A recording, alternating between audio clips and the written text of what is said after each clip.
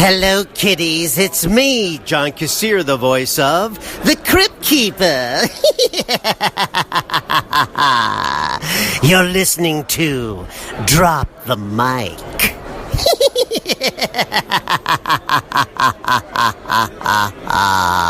Hey there, dancing queen. Rachel has a style all her own.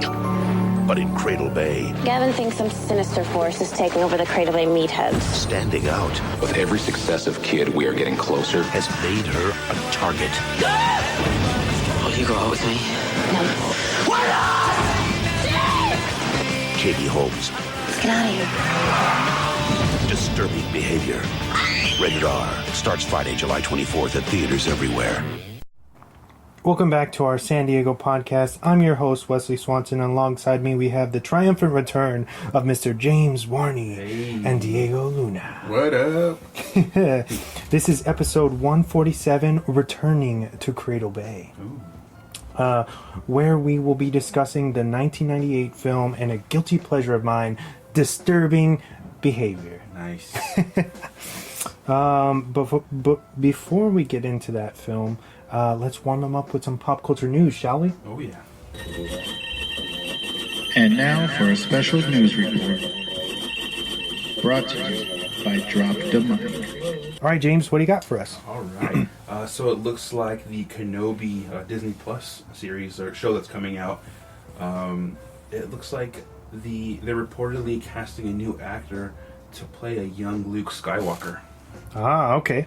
So it looks like he may be having a brief cameo. Not a cameo, but you know that character might be in the show for a little bit. Yeah. Pretty Do we interesting. know word on who it is yet? No, I think they're still kind of just looking at who can play that character. What else do I got?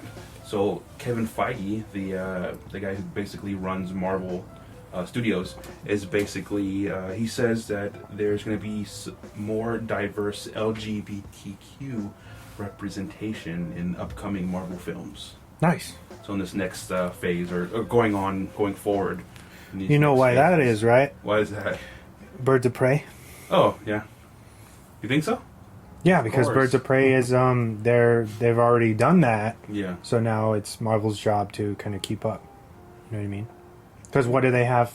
Where is that community in Marvel? Yeah. Do we have anything that you can think of off the top of your head? No, not. I can't. Yeah. And it's funny because DC made that controversial move the other day with, not that long ago this year with presenting Aqualad as being gay or being fluid. And what about Batgirl? Batgirl, Batwoman. That's being On the CW, being lesbian. Yeah.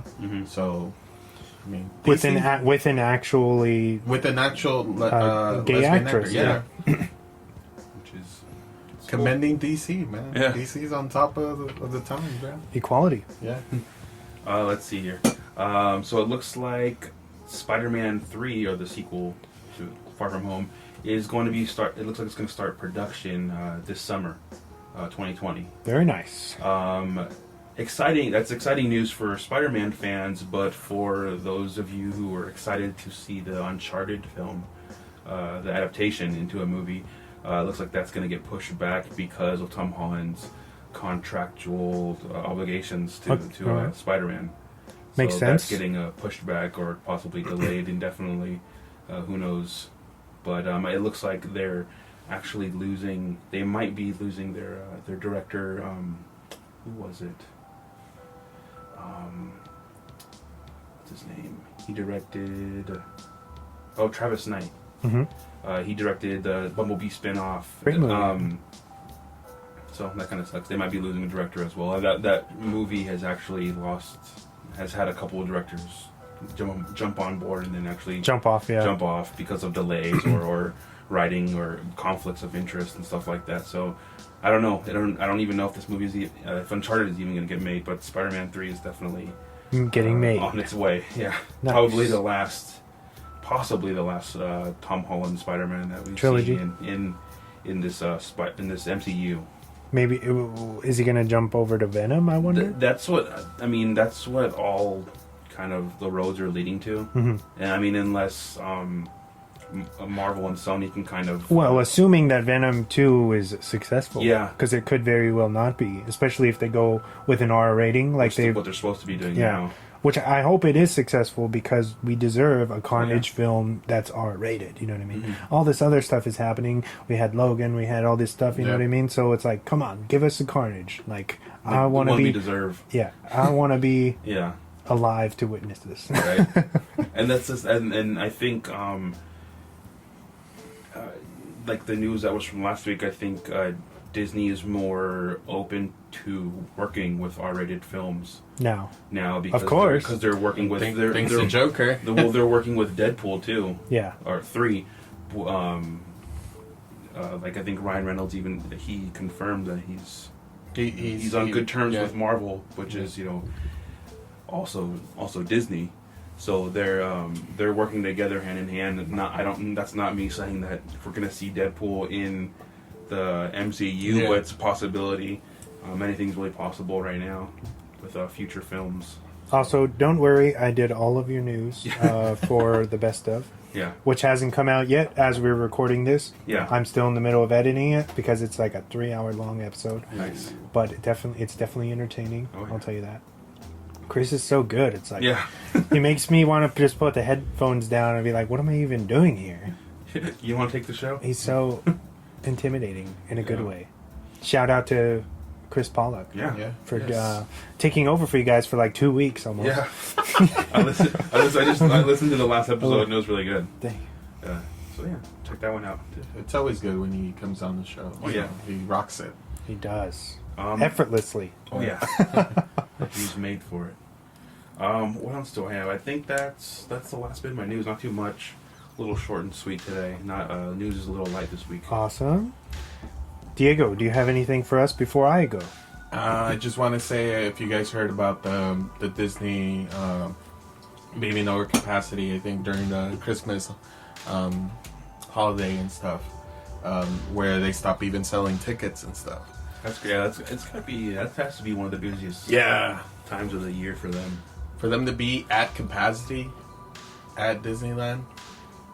So, like, I mean, to me, I mean, I've never heard of that, to my knowledge, Yeah. So I was like, oh, I thought it would be interesting to say. Disney fans, we got a lot of Disney fans on here. Oh yeah. But I'm more of a casual Disney fan. Yeah, but that's a lot. I mean, that's a lot of people to. That's a big part. To think about how full that has to be for you to. Well, think down. about this was recently, right? Yeah. It's because of everybody's on vacation. Yeah. Mm-hmm. A lot of people are on vacation right now with the holidays because you have that bridge, that gap between the New Year and Christmas. Yeah. And everyone's just kind of chilling. Everybody has that. That's why weekend. That's why today. Okay, we're recording this episode on Monday, right, which is the 30th of December, and traffic was so light this morning. Yeah. It was crazy. Yeah. It's like, why can't it be like this all the time? Right? It's just like a fucking ghost town. Okay? Hell yeah. No. Oh man. Also, I was reading about them doing a limited summer, I think, like admission to Marvel's campus or the Avengers campus for Disney California Adventures. So it's going to be a limited. It's going to be a limited seasonal thing. It's probably going to be there like a light opening, like they did with for the first couple of months. Yeah, or for 2 months or whatever. How they did with Star for Galaxy's Edge. Yeah. So you had to have a wristband and stuff to go in for a specific. Yeah. So it's if you guys want to go. I guess reserve maybe. They're. I know I talked about that before the Avengers campus or whatever it's called, but so that's opening this summer. Yeah, that's what the date, unless they push it back, unless they don't finish stuff, but.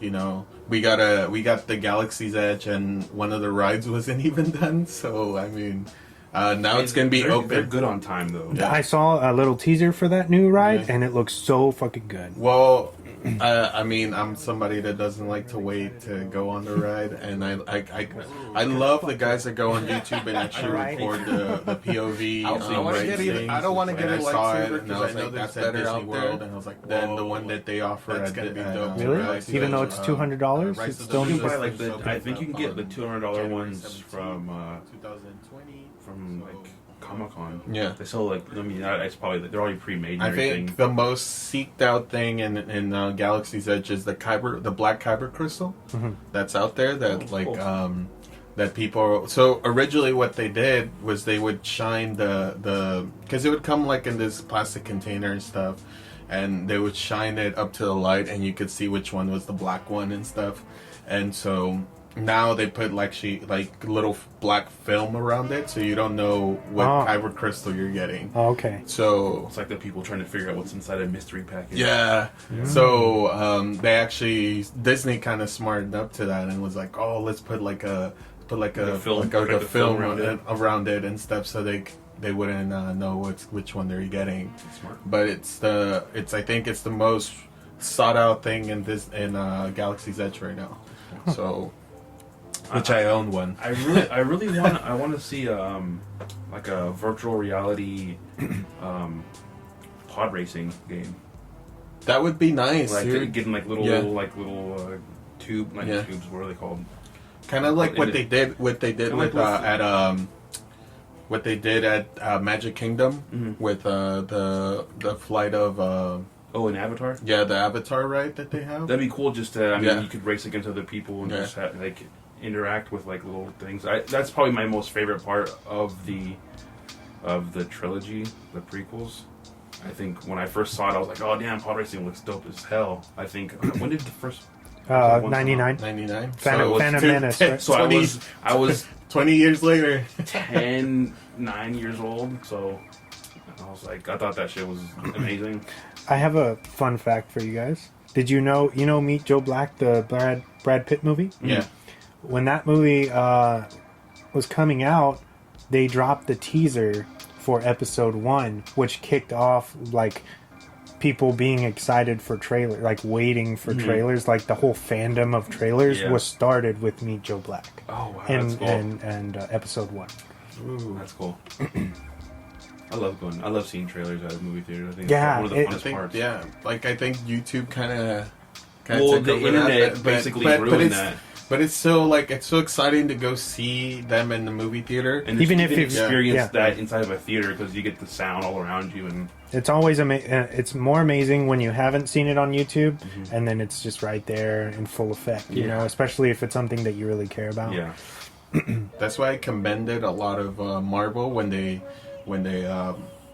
used to do their drops at Comic-Con, because they would actually not show the trailer that they showed at Comic-Con. And they would keep it hidden. Even they would release it like way later. And DC was just like, you know what, let's just like the day it drops at Hall H, let's just drop it as well. They did it for the Suicide Squad. Came out like that, right? I think it got leaked the day it came out in Comic-Con. Someone recorded it, and then I think as a panic, they were like, "Oh shit, let's just release the real high quality version of it." So, but yeah, that was the end of my news. Short and sweet. Some say too sweet. Oh, I have a couple bits of news for you guys. Shout out to Vic with that too sweet. While lots of people have their issues with the new Star Wars, it's still raking in the cash at the box office, making almost $725 million worldwide, while Cats, which opened around the same time, has barely scraped in $40 million, with over $115 million spent already on the film's marketing and prints. It could stand to lose a lot of money. Wow! Just think about the CGI in that movie. It's on track to lose about $75 million, if I'm correct. Wow! That's if it does well from this point on. Yeah, but I really don't think it is. It's gonna drop I'd say like 70% in audience. You know what happened, right? Visits. Did you hear what happened? No, what happened? I don't know why they did this, but they were in such a rush to get this out to people that they didn't finish the CGI. Oh my god. So there's a bunch of missing stuff, like where there's just like a dude that's supposed to have the fur, and they just didn't even put the fur on him. Oh my god. And one of the ladies, like, she reaches out her hand and you can see like her wedding band, and there's and her human arm, but she's a cat. Yeah. Just dumb shit like that, and, Wow. and I guess it was so bad, and they got shit on so bad for that they sent out a patched version to studios. So now it's supposedly corrected.